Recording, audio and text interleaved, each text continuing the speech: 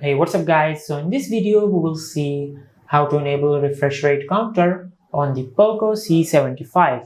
Now to do that, just open the settings app. Now from here, tap on about phone.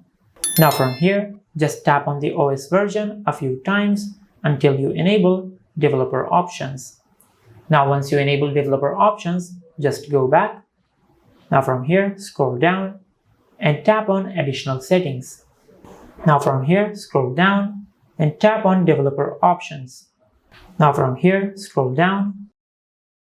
Now from here, just enable show refresh rate. Now as you can see, it is showing the refresh rate of the smartphone on the screen, just like that.